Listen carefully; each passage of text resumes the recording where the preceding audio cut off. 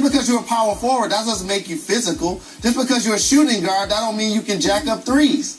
That's what just were you, position. Jalen? What were you? Where were you? Did you average 1.4 points as a senior in high school? Yeah, I did. Okay. Skip Bayless has had his fair share of embarrassing moments. So all of that Pistol P stuff, Water Pistol Pete Jr. Okay, we'll address that later. We're going to. Don't ignore that. Did you play junior? Yeah. Did you play JV as a junior? Yeah. Okay.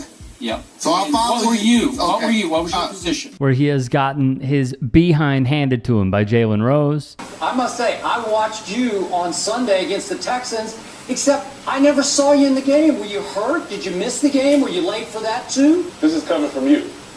Your standard is not very high. I can't expect nothing less from you. I mean, you with your battling. You see, I have a job because I'm good. You have a job because you say the most erratic things. You get the craziest responses out of people. You get a rise out of them. You're very entertaining, Skip. Okay. Woo-ha, but see. And Terrell Suggs. You don't ever use facts. You don't ever use substance. You don't ever use facts. No. That's all I use on this show. What, excruciating pressure, undeniable this, it's just all generalities. There's never been a star under more pressure going into a finals, a championship series or game than LeBron James was under after 9 years and 3 league MVPs. Well, first of all, you have the presumption that people care what you say.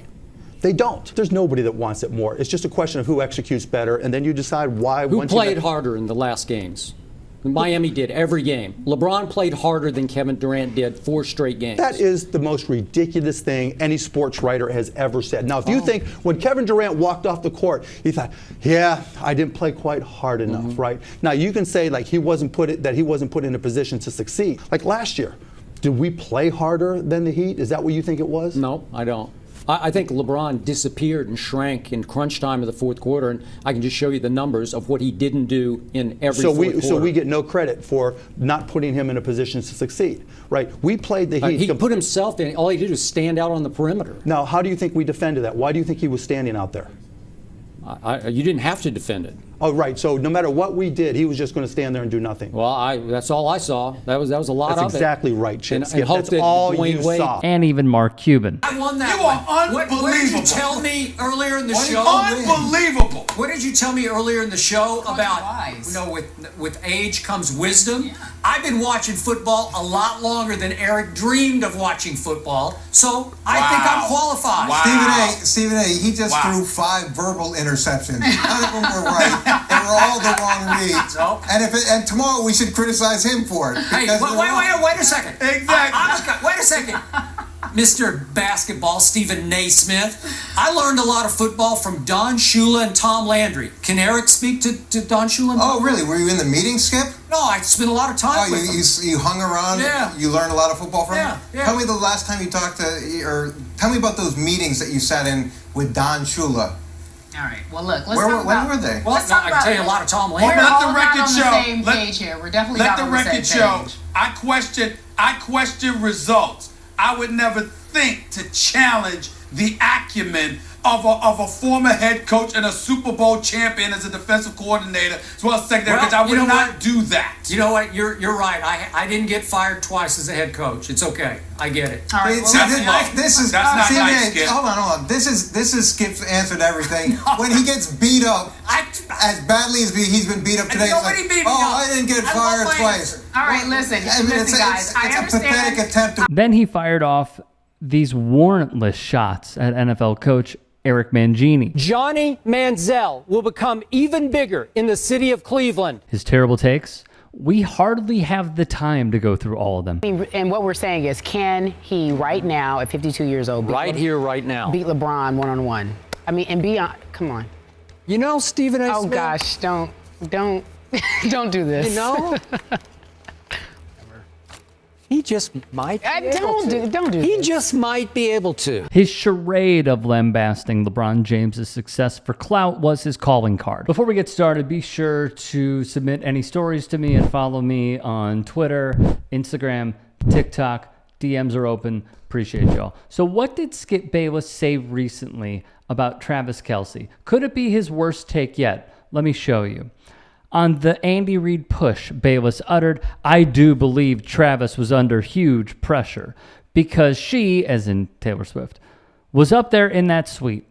Co-host Keyshawn Johnson told Bayless to stop it, but he couldn't resist. No, I do, Bayless would insist. Kelce was the focal point all week. He was the talking point. All anybody wanted to talk about was, is Taylor Swift going to make it? Did she land in LA? Is she landing in Vegas from Japan? Before we even get into this, what really grinds my gears is the fact that we don't even talk about the pollution that is going on. With her taking the PJ back and forth and back and forth and back and forth.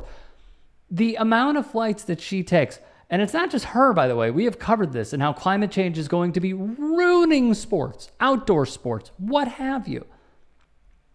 One of the biggest emitters is people who take PJs. And this isn't limited to Taylor Swift. Kevin Hart is up there on the list. Floyd Mayweather is up there on the list. The Kardashians are up there on the list. You could see which direction we're going in here. It is the powerful. It is the elite. It is billionaires.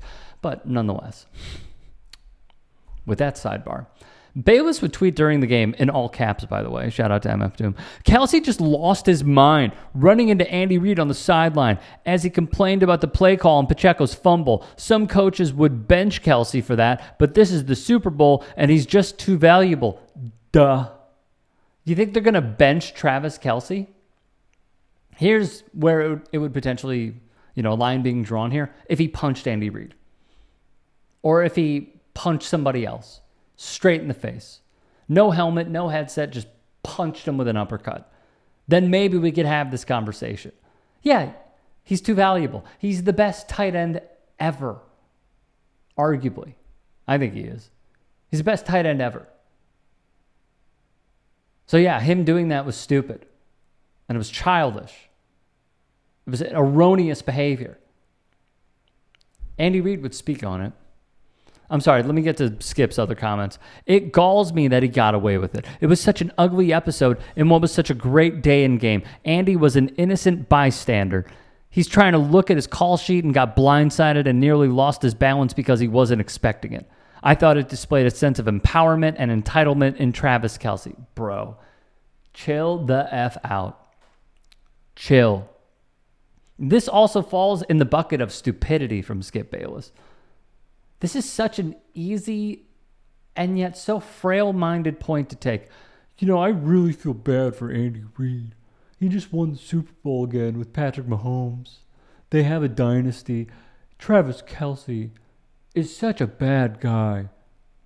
He was mad he wasn't in the game on a Pacheco fumble. Because wasn't it Noah Gray who they put in to block? What would... Give me a second. The replacements. When Gene Hackman says to Shane Falco, winners want the ball. Kelce does too. Should he bump his coach in the process? No, of course not. Of course not. That's like Pee-wee stuff. No, you don't go after the coach. Here's what he would say afterwards from The Guardian. Kelce was, this is from The Guardian first. Kelce was criticized over the incident and initially joked that I was just telling Reid how much I love him, ha ha ha. However, on his pod with his brother Jason, he would admit wrongdoing. I can't get that fired up to the point we're bumping coach and it's getting him off balance and stuff. When he stumbled, I was like, oh, blank in my head. He'd add, it just came in a moment where we weren't playing well. I wasn't playing well and we had to get some stuff going. Sometimes those emotions get away from me, man. That's been the battle of my career, but everybody else, I don't give a blank what anybody else says, like Bayless. I talked to Coach Reid about it today, and we kind of chuckled about it. I couldn't be more proud of being his product on the field, and I couldn't be more proud of where we've come as a team since I got here in 2013. I deserve it. If he would have cold-cocked me in the face right there, I would have just ate it. I would have been like, let's blank and go. Nonetheless, if this was a regular season game, he'd be benched. Bayless, whether he did or did not, implicated that there should be punishment in the form of benching in the Super Bowl. It just ain't going to happen. Let's live in reality here. For Skip Bayless, that's Manziel land.